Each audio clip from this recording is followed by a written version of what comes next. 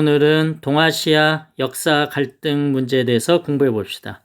오늘의 수업을 통해서 여러분은 동아시아 역사 갈등 상황을 분석하고 우리나라가 국제사회 평화에 기여할 수 있는 방안을 같이 이야기해 봅시다. 자, 동아시아 역사 갈등, 한국과 중국 간의 갈등이 있고요. 두 번째, 한국과 일본 간의 갈등이 있습니다. 먼저 한국과 중국 간의 갈등 봅시다. 동북공정 프로젝트라는 게 있어요. 이게 뭐냐면 중국의 입장에서 동북 쪽에 있는 세 성이 있습니다. 랴오닝성, 지린성, 헤이룽장성의 그 역사, 지리, 민족에 대한 문제를 집중적으로 연구하는 사업입니다.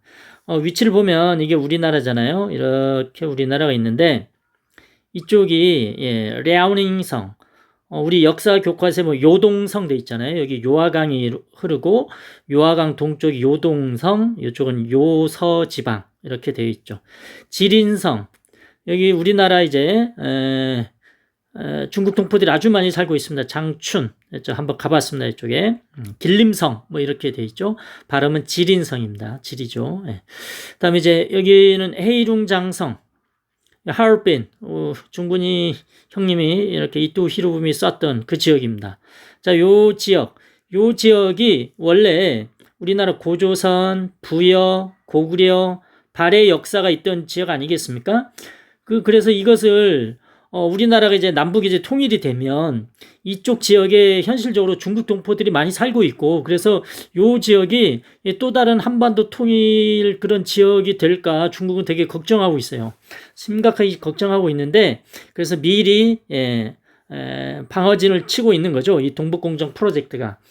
그래서 이 지역에 있었던 이 역사가 그동안 뭐라 하지 않았는데, 이 동북공정 프로젝트 하면서 이게 중국의 자기네 역사다 이렇게 편입시켜 버리는 거예요. 중국의 이제 지방사로. 다음에 또 어떤 의도가 있냐면 중국 소수민족의 분리독립을 방지하는 거예요. 중국이 좀 땅덩이가 넓잖아요. 이렇게 돼 있어요. 그럼 이 지역이 신장, 웨이얼 자치구가 있고요. 뭐 이슬람 세력들 많이 있는 곳이죠. 분리독립하려고 무진 애를 쓰고 있습니다. 그다음 이쪽이 어디 있냐면 티베트 자치구가 있습니다. 여기에 달라이라마 여러분 아시죠? 그 달라이라마가 이제 정책 지도자였다가 이렇게 탈출했죠. 그래서 지금 인도 북부에서 지금 평화운동하고 있습니다. 요 지역도 언제든지 중국에서 분리독립하려고 애를 쓰고 있는 곳이죠. 다음에 요 지역 아까 얘기했죠. 중국 동포들이 이제 많이 살고 있기 때문에, 한국의 동포들이 많이 살고 있기 때문에 나중에 얘네들이 이제 한국으로 이제 편입될까봐, 그래서 이런 것들을 막기 위해서, 소수민족의 분리독립을 방지하기 위해서 먼저 이런 프로젝트를 실시하고 있다 이렇게 생각하시면 됩니다. 말도 안 되는 역사 왜곡이죠. 다음에 이제 한국과 일본 간의 이제 역사 갈등이 있습니다. 크게 두 가지가 있는데, 먼저 이제 독도 영토 분쟁 관련 역사 자료를 보시겠습니다. 자, 여기 보시면요. 뭐 좀 이쪽이 지우고, 자, 다시 볼게요. 1145년 고려시대 때죠. 김부식이 쓴 삼국사기에 신라 지증왕 13년 섬나라 우상국 이렇게 노래가 나오잖아요. 그 우상국이 이제 울릉도죠. 이쪽을 이제 복속했다고 얘기합니다. 하나의 왕국이었는데 이제 신라의 이제 왕국으로 이제 신라 국가로 이제 편입이 됐다 뭐 이런 말입니다. 즉 울릉도 독도가 이때부터 우리가 이제 관심을 갖기 시작해서 완전 우리 땅으로 편입시켰다 이런 말입니다. 조선 시대 때 세종실록 지리지 역시 이제 독도는 우리 땅이 또 나오는 역사 자료집이죠. 우산과 무릉 두 섬이 울진현의 정동쪽 바다에 있다 뭐 이런 얘기를 하죠. 이 앞에서는 우산국이 이제 울릉도였는데 여기서는 우산이 이제 독도로 이렇게 무릉은 울릉도 이렇게 명칭이 약간 바뀝니다. 일단 17세기에 안용복이 일본에 건너가서 독도가 우리나라의 땅임을 하고 왔죠. 하도 일본 애들이 막 깔짝거리길래 가서 한번 본때를 보여주고 왔죠. 그다음에 이제 1876년 고종 13년에 메이지 정부, 메이지 유신 그 아시죠? 메이지 정부가 자기네 모든 현이라면 일본의 현은 우리나라의 도예요. 전라도, 경상도.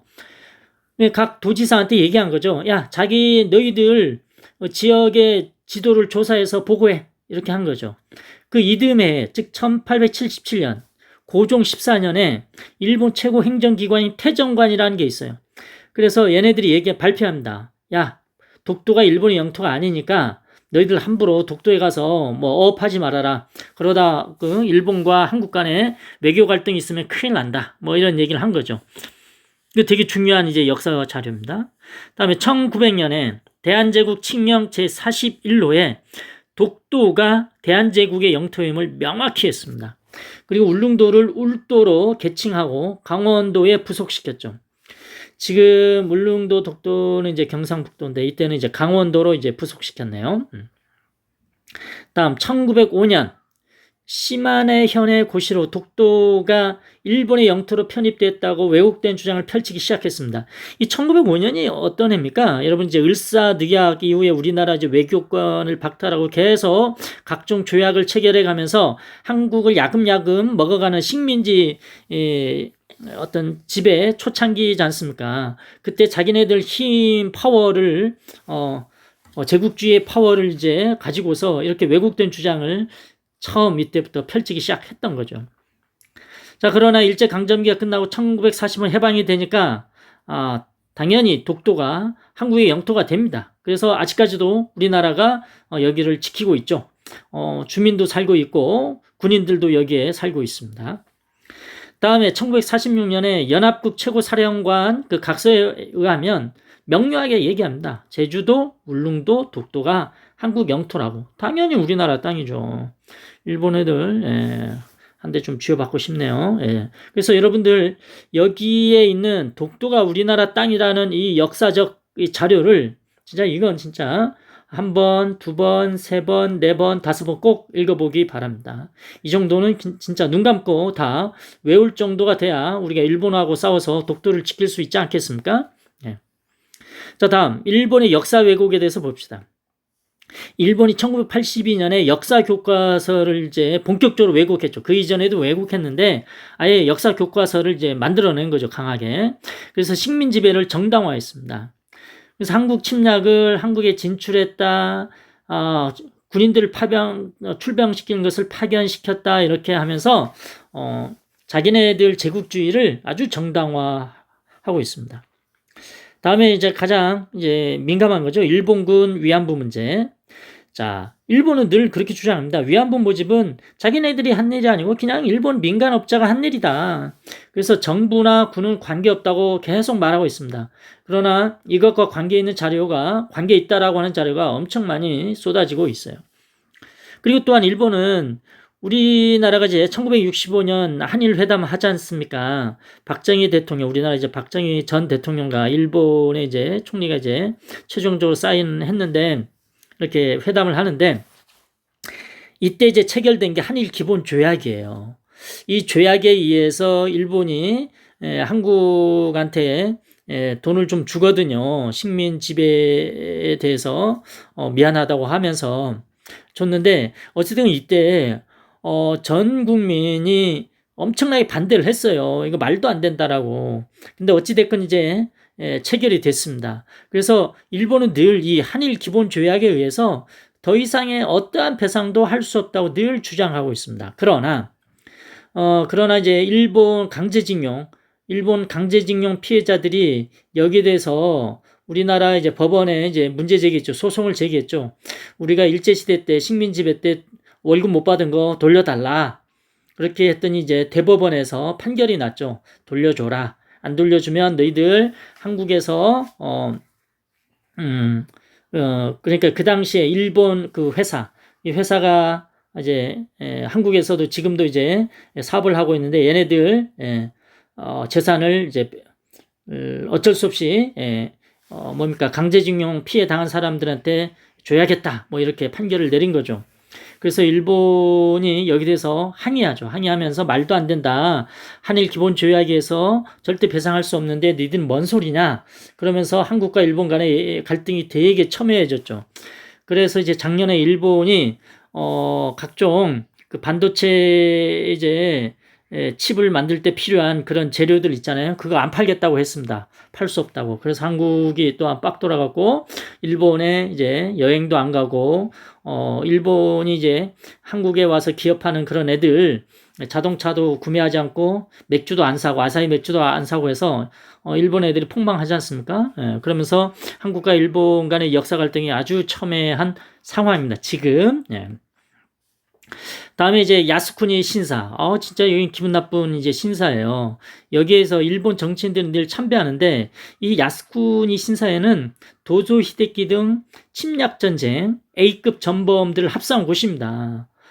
그래서 여기에 일본의 정치인들이 8.15를 이제 전후해서 여기 막 참배하러 다니거든요. 참배한다는 것은 이제 전쟁을 비화하는 거예요. 당장 이제 해체해야 할 이제 신사인데 여러분은 꼭 알고 있기 바랍니다. 저도 일본 갈 때마다 한번 가봐요. 정말 나쁜 곳이기 때문에 얼마나 나쁜지 다시 한번 확인하러 가는데 막 울분이 터집니다. 다음에 이제 최근에 이제 군함도가 일본에서 세계유산에 이제 채택이 됐어요. 그러나 채택되는 과정에 우리나라가 강하게 항의했어요. 이 군함도가 진짜 군함처럼 생긴 섬이에요. 여기에서 우리나라 강제징용 당한 사람들이 노동자들이 가서 너무 힘들게 일을 했어요. 많이 죽기도 하고 밥도 제대로 못 먹고 월급도 거의 못 받고, 그래서 이런 상황을 꼭 기록에 남겨라.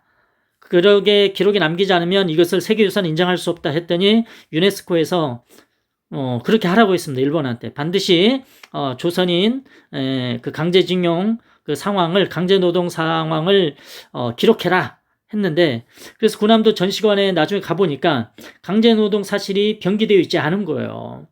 오히려 조선인 강제노동 사실이 없었다라고 일본 사람들의 인터뷰를 오히려 해놨다는 사실을 우리 정부가 알게 됐어요. 당연히 빡돌죠. 그래서 군함도를 세계유산에서 제외할 것을 유네스코에 공식적으로 지금 요청한 상황입니다.